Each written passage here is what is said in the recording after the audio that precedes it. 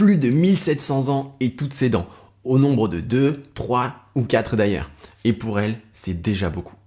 Salut les chefs, c'est Nico de la Food Academy et aujourd'hui, on va explorer l'histoire et les voyages à travers les âges de la fourchette. Allez, c'est parti!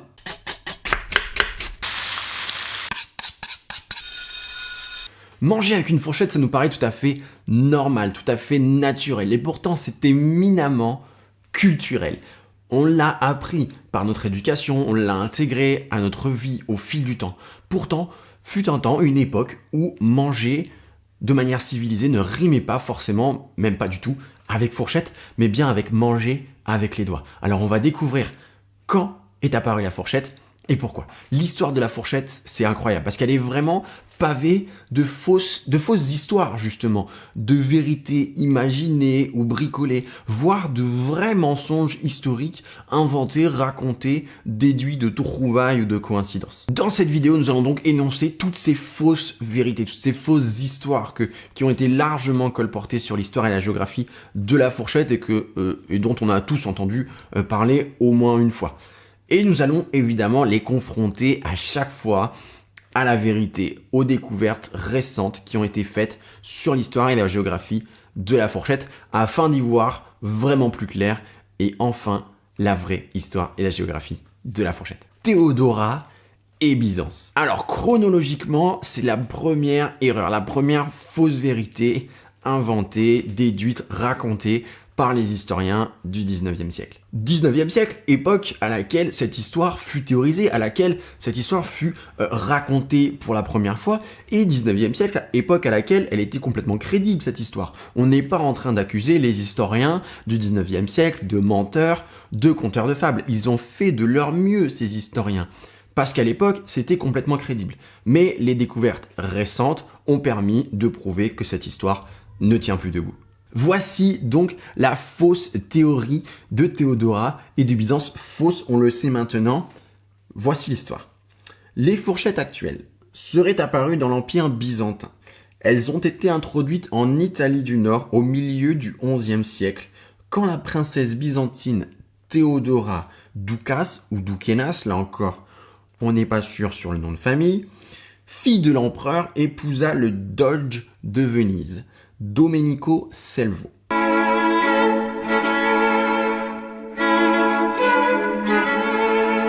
En l'an 1000, très précisément. Elle est écœurée de voir les Italiens manger avec leurs doigts, comme ça. Refusant cette pratique, qu'elle juge digne de barbare, elle impose l'utilisation de la fourchette à Venise. Étant donné les contacts politiques et commerciaux entre les Byzantins et les Vénitiens, ceux-ci apprirent l'usage de la fourchette et la mode se répandit dans les familles fortunées d'Italie. Ça, c'est pour la fausse théorie. Donc tout cela est faux, malheureusement. Malheureusement, pourquoi? Parce que c'est quand même une belle histoire, elle tient debout, elle est vraiment crédible et elle paraît tout à fait honnête. Et c'est d'ailleurs le gros problème. C'est généralement ce qui se passe avec les belles histoires, vu qu'elles sont belles, bien racontées, ça tient debout, on aime y croire, et du coup, ça passe pour la vérité. Alors maintenant qu'on a vu la fausse première apparition de la fourchette, on va parler de la vraie première apparition de la fourchette. La vraie première apparition de la fourchette, elle se fait à Rome. Les premières fourchettes auraient donc été romaines. Alors, beaucoup d'auteurs, d'historiens démentent cette découverte, disant que les archéologues auraient exagéré certaines découvertes, certaines fouilles, que les textes, aucun texte romain n'en parle d'ailleurs, ce qui est vrai, hein, mais avec les moyens actuels, on sait maintenant vraiment que ces fourchettes, ces premières fourchettes, étaient bien romaines. Et donc avec ces découvertes, malheureusement, le mythe de Théodora et de Byzance du 19e siècle ne tient plus.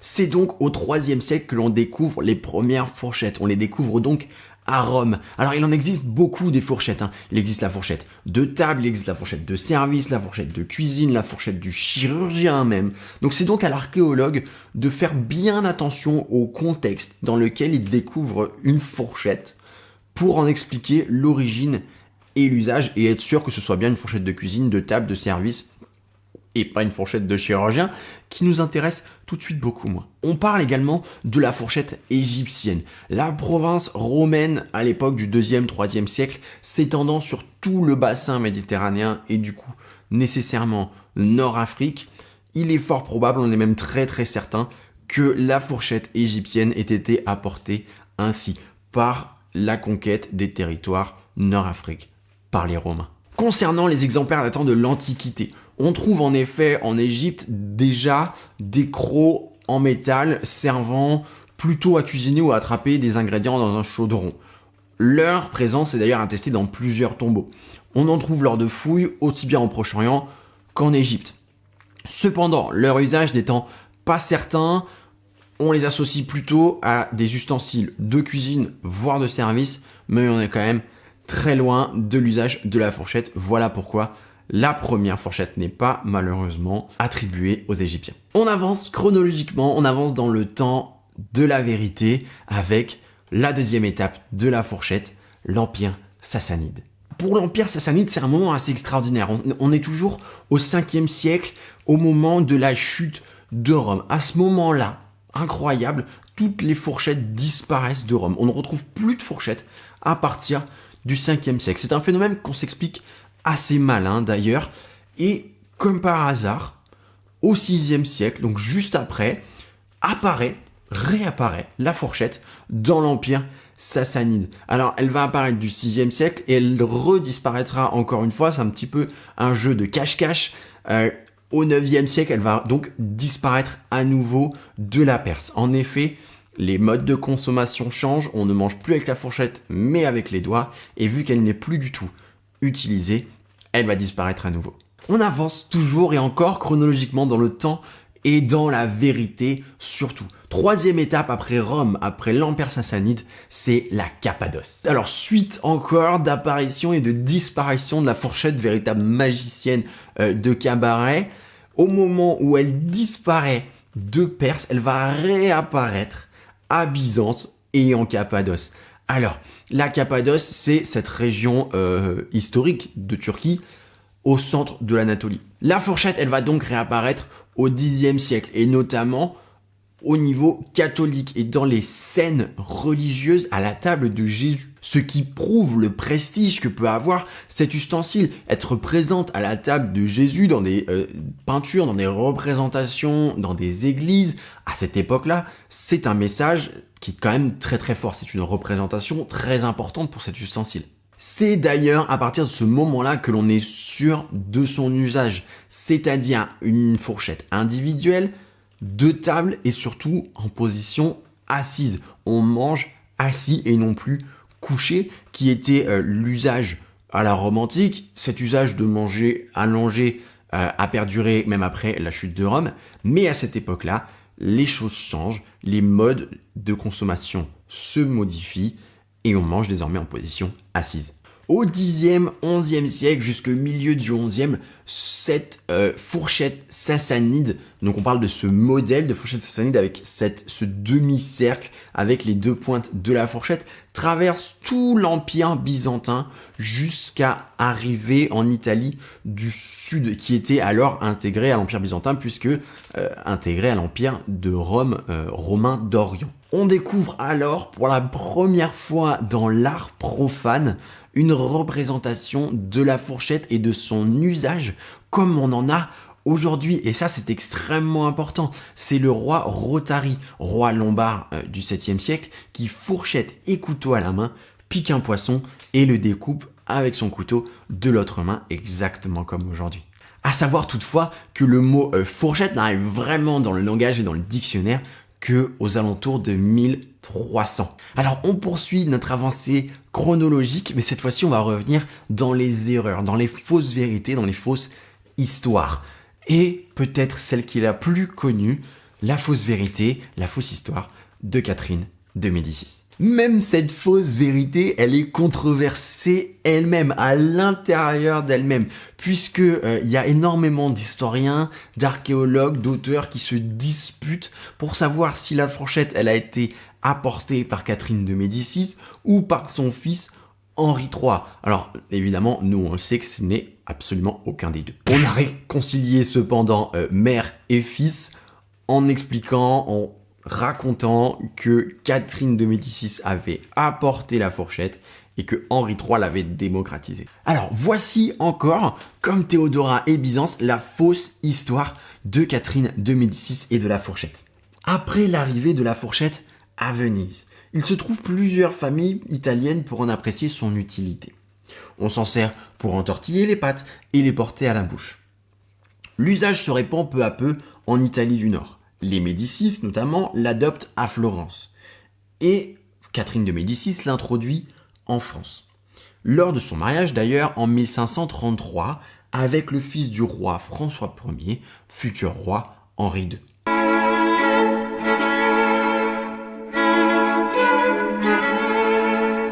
Il faut attendre 1574 pour que sa réelle utilité soit découverte par le roi Henri III, le bambin de la fameuse Cathy de Médicis. Le roi français de retour de Pologne en 1574, donc, fait une halte en Italie, pays natal de sa mère, on le rappelle. À la cour de Venise, il découvre ce fameux ustensile, cette petite fourche à deux dents avec laquelle on déguste les pâtes. Il fut conquis par sa praticité et son côté bien plus élégant. Il s'affiche même avec une fourchette dans son restaurant de prédilection, l'hôtellerie de la Tour d'Argent. Actuellement Tour d'Argent, évidemment, à Paris. Ce drôle de couvert permettait de manger sans se tacher, notamment leurs immenses collerettes, appelées fraises également, qui sont alors à la mode, ce qui en fait un atout majeur et qui permettra à la fourchette de se démocratiser sous Henri III. Alors encore une fois, on a envie d'y croire à cette histoire. Elle est belle, elle est bien racontée, elle se tient, elle est toute bonne, mais elle est fausse. Puisqu'on le sait, encore une fois, les premières fourchettes étaient romaines et tout l'Empire romain contrôlait le bassin méditerranéen. Elles ont été emportées et importées par les Romains il y a bien longtemps. On le sait maintenant, elles sont apparues dès le Moyen-Âge en France. On aurait attribué à Catherine de Médicis énormément d'apports gastronomiques. C'était Cathy part en vacances avec une fourchette, des artichauts, de la crème glacée et de la chantilly. C'était n'importe quoi. Elle aurait débarqué en France au XVIe siècle avec une horde de cuisiniers italiens très sophistiqués. Et c'est ça qui aurait lancé la nouvelle gastronomie française. Il n'en est rien, évidemment. Les documents montrent et attestent qu'elle est arrivée en France à 14 ans, sans cuisinier, sans fourchette, sans artichaut, sans rien du tout. Tout simplement. Alors, Antonin Carême, très bon cuisinier, un peu moins bon historien, associe très généreusement énormément d'apports culinaires à Catherine de Médicis. Elle aimait les artichauts, hop, elle les a apportés d'Italie en France, c'est elle, Catherine de Médicis, qui a emmené les artichauts en France. Non. Elle aurait aussi apporté les haricots américains en France. De l'Amérique vers l'Italie, puis en France. Catherine de Médicis, évidemment. Qui d'autre? Encore une fois, non. On a également parlé de la chantilly, tout simplement parce qu'on faisait de la crème battue également en Italie. Non, toujours pas. Quant à l'histoire de Henri III, qui aurait participé à la démocratisation de la fourchette, cette histoire vient, inventée toujours, vient notamment du fait de certains historiens qui ont surinterprété certaines découvertes, certaines histoires, notamment Alexandre du Sommerard, qui aurait authentifié, identifié une fourchette en sa possession comme celle de Henri III et comme celle étant la première arrivée à table. On sait évidemment que c'est faux maintenant, mais à l'époque, Alexandre du Sommerard, historien du 19e siècle, bénéficiait d'une très importante notoriété et d'une importance intellectuelle reconnue. Donc on a suivi son histoire, on a suivi cette explication, qui s'est même retrouvée 30 ans plus tard dans le Larousse. Autant dire que quand vous êtes dans le Larousse, vous êtes authentifié, vous êtes validé. Or, c'était une erreur historique et on le sait maintenant. En effet, on sait très bien qu'il existait des fourchettes en France bien avant Henri III, puisque même la première épouse de François Ier avait un coffre rempli de fourchettes dont on est sûr qu'elle les utilisait à table.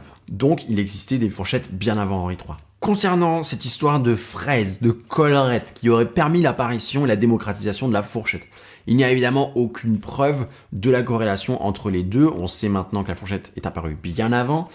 Il y a une augmentation de l'usage de la fourchette à cette époque, mais certainement pas à son apparition.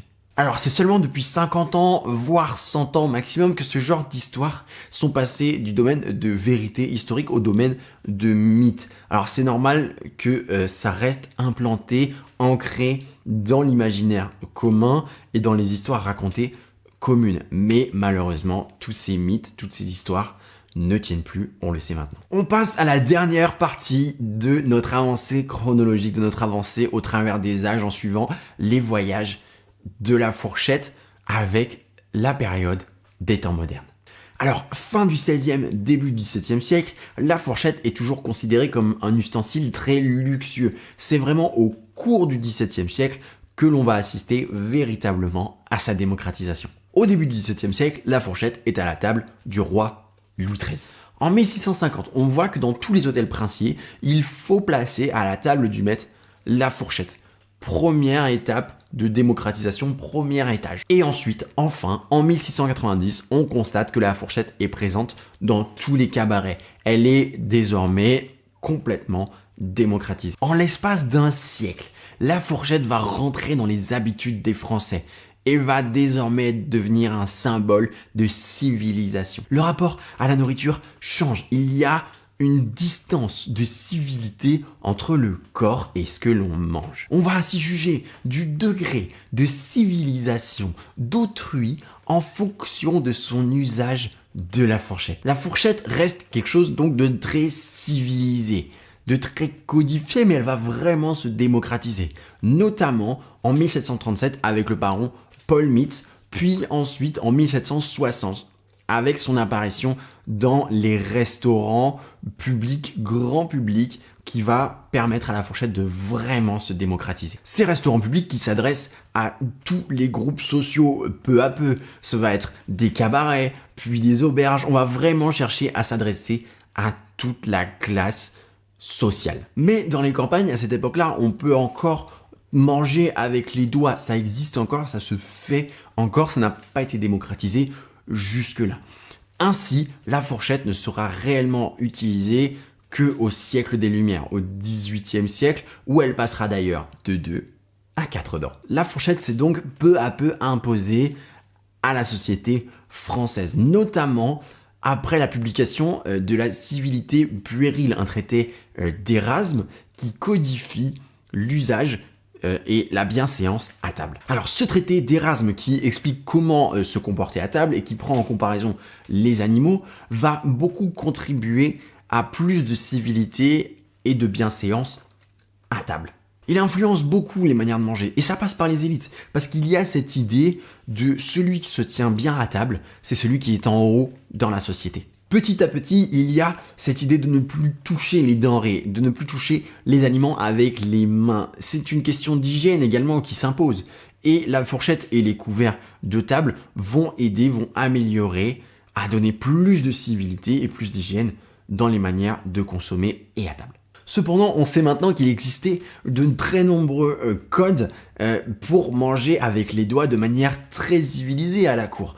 Il faut se sortir de la tête cette idée du gros barbare qui empoigne sa nourriture avec les mains comme ça. Ça n'est pas du tout vrai. On peut manger de manière très civilisée avec les doigts. Ça se faisait à la cour et ça se fait encore dans certains pays.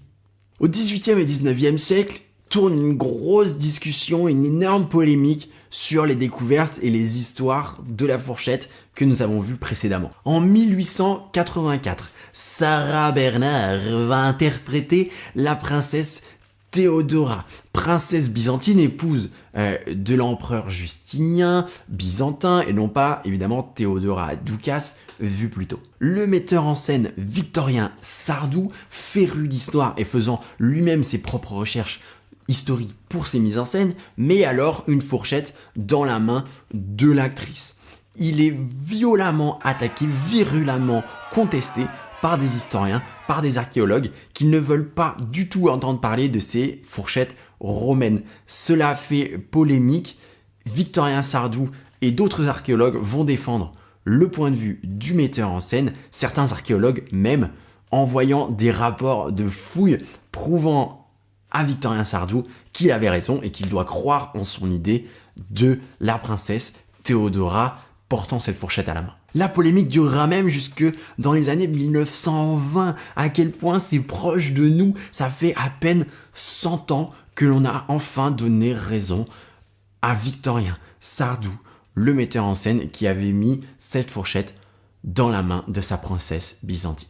Voilà les chefs, vous savez tout sur l'histoire et la géographie de la fourchette. Et encore, il y a énormément de choses à dire. Nous n'avons pas abordé les différentes formes de la fourchette, ni toutes ces fadaises autour de son association avec le diable, ni même ses modes de placement sur la table, ses changements de matériaux, ses changements entre 2, 3, 4 dents. Il y a encore beaucoup de choses à dire sur la fourchette. Si vous êtes du genre pressé à avoir l'info, je vous invite évidemment à aller voir le site et blog de la Food Academy. La lecture est forcément plus importante, plus dense, plus complète qu'une vidéo qui se doit d'être un peu plus courte. Le lien est évidemment dans la description. Pour ceux qui ne sont pas nécessairement pressés ou les aficionados de YouTube, on se retrouve très prochainement pour la suite et fin de la fourchette, où là on ne parlera plus d'histoire et de géographie, mais plutôt de tout ce que je viens d'évoquer, c'est-à-dire les modifications en matériaux, les fausses histoires sur l'association avec le diable, les modifications entre 2, 3, 4 dents, etc., les placements à table, tout ça. D'ici là les chefs, je vous souhaite une très bonne journée. On se retrouve très prochainement pour une nouvelle vidéo. C'était Nico de la Food Academy. Salut les chefs.